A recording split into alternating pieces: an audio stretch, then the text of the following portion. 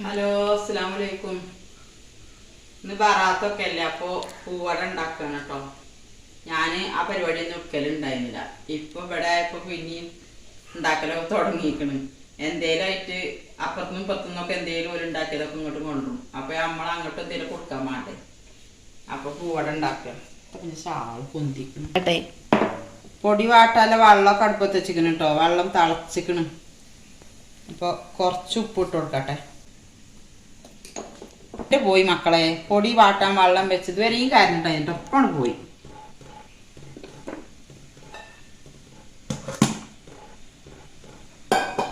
കുറച്ച് വെള്ളം മുക്കിക്കണം. ഇല്ലെങ്കിൽ അരിപ്പൊടി എടുത്താട്ടോ. അതാ കറണ്ട് വന്നിക്കണം.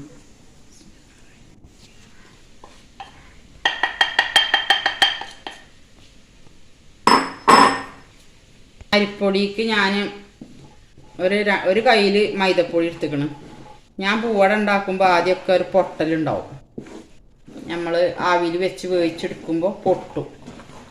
അപ്പം മൈദപ്പൊടി തുള്ളി കൂട്ടിക്കണം, പൊട്ടാതിരിക്കാൻ വേണ്ടിയിട്ടാട്ടോ.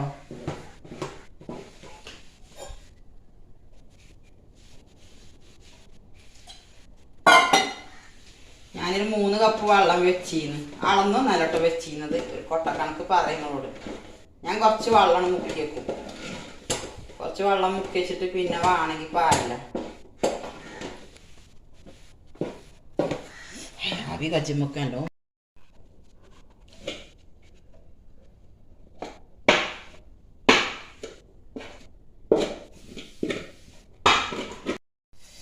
സോഫ്റ്റ് ആയിട്ടൊന്ന് കുഴച്ചെടുക്കട്ടെ കേട്ടോ. ഞാൻ നെയ്യപ്പം ഉണ്ണിയപ്പം ഒക്കെ ഉണ്ടാക്കും എപ്പോഴേലൊക്കെ.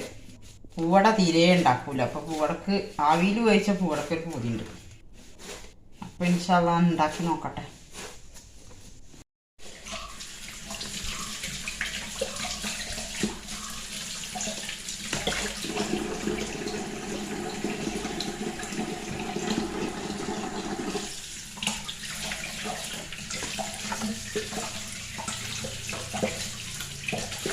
എൻ്റെ വാട്ടിയെടുക്കുക കേട്ടോ പൂവട ഉണ്ടാക്കാൻ. കുഴക്കലൊക്കെ കഴിഞ്ഞു കേട്ടോ. ഇനി ഒന്ന് ഉരുട്ടിയെടുക്കട്ടെ. മെഷീൻ ഒന്ന് അമർത്തിയിട്ട് അതിലിട്ടൊന്ന് കൂട്ടണം.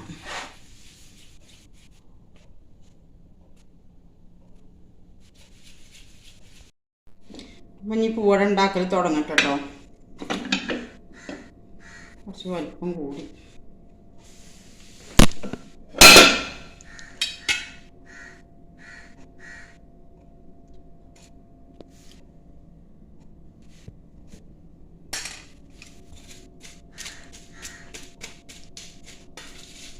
തേങ്ങയും ശർക്കരയൊക്കെ ഇട്ട് കൊടുക്കട്ടെ.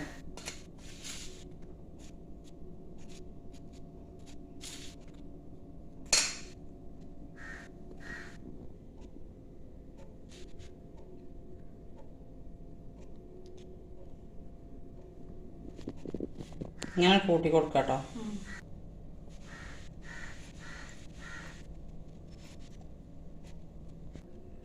ഇതെങ്ങനെ മടക്കണമെന്ന് അങ്ങനെയല്ലേ?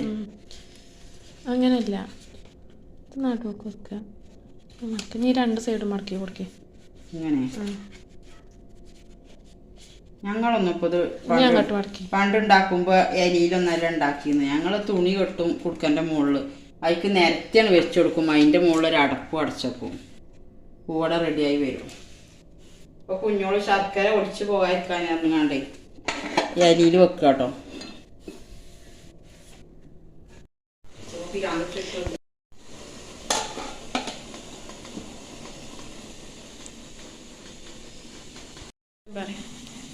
ഇപ്പം നമ്മളെ പൂവട വെന്തിക്കണോ നോക്കിയാലോ. നല്ല ചൂടുണ്ട്. കലിയിൽ വെച്ചിട്ട് കേട്ടോ. ഞൊക്കെ ഒന്ന് എടുത്ത് വെക്കട്ടെ.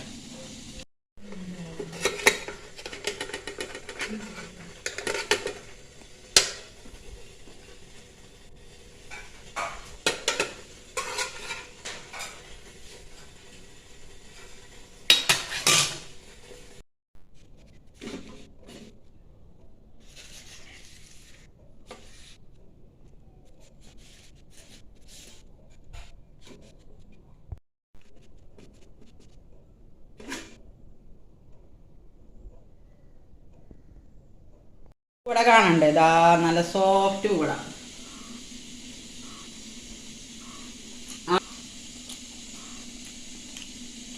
ഉണ്ടാക്കാത്തവരൊക്കെ ഒന്ന് ഉണ്ടാക്കി നോക്കുന്നുണ്ട് കേട്ടോ.